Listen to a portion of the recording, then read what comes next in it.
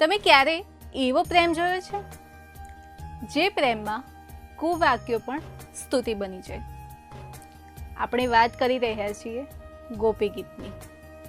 ગોપી ગીતનો 17મો શ્લોક, જ્યાં ગોપીઓ કૃષ્ણને કપટી, નિર્મોહી અને સાથે દયાવાન પણ કહી રહી છે. પહેલા શ્લોક જોઈએ. રહસી સંવિદમ રીચ્યયોદયમ પ્રહસિતાનનમ પ્રેમ વીક્ષણમ બૃહદુરશ્રિયો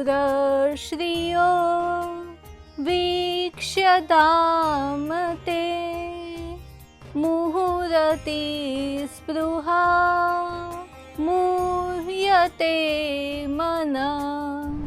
આ શ્લોકમાં ગોપીઓ કૃષ્ણને પૂછે છે, હે કૃષ્ણ, તે અમને તો બધું છોડાવી દીધું, પરંતુ તારાથી વૈરાગ્ય કેવી રીતે લાવવું?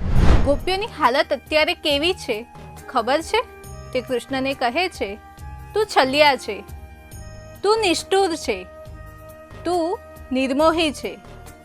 વિચારો તો ખરા, જેના માટે સ્ત્રી ધર્મ છોડ્યો, સંસાર છોડ્યો, તે જ કૃષ્ણ આજે સામે નથી. કૃષ્ણ જ્યારે ગોપીઓની પરીક્ષા લેવા કહે છે, હું આટલો જ નિષ્ઠુર અને આટલો જ ખરાબ છું, તો શા માટે મારી રાહ જોવે છે? મને છોડીને જતી રહે અને વૈરાગ્ય પ્રાપ્ત કરીને સુખ મેળવ.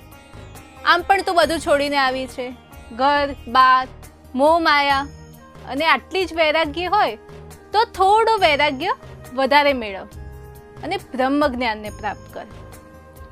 ત્યારે ગોપીઓ હસીને કહે છે, કૃષ્ણ, જે વૈરાગ્યનું ફળ જ કૃષ્ણ હોય તેનાથી તે વળી કેવો વૈરાગ્ય?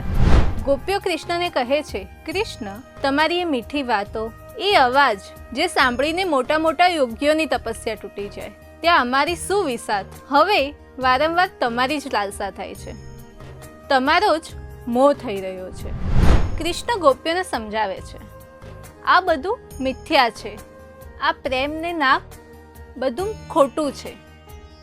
ત્યારે ગોપી કૃષ્ણને કહે છે, કૃષ્ણ, આ નામ, રૂપ, પ્રેમ બધું જગતનું મિથ્યા હોઈ શકે, પરંતુ તમારું જ નામ, તમારું રૂપ અને તમે તો એક સાચા છો, સચ્ચિદાનંદ રૂપાય.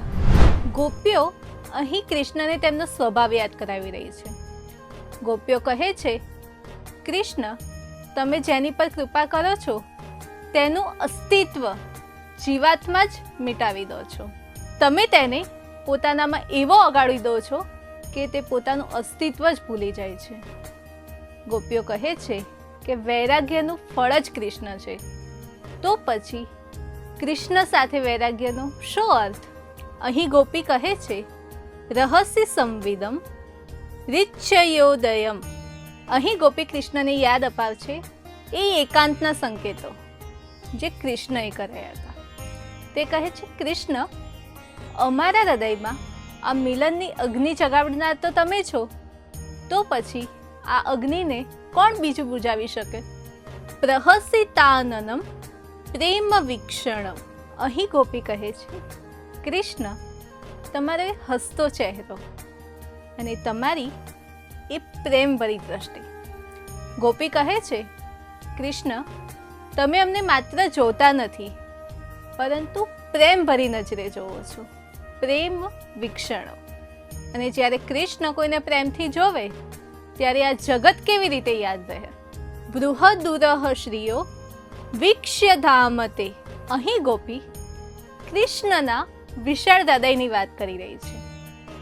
ગોપી કહે છે, કૃષ્ણ, તમારું આ વિશાળ હૃદય જ્યાં લક્ષ્મીજી પણ બિરાજમાન છે, તો અમને માફ કરી દો અને ત્યાં થોડું સ્થાન અમને પણ આપો.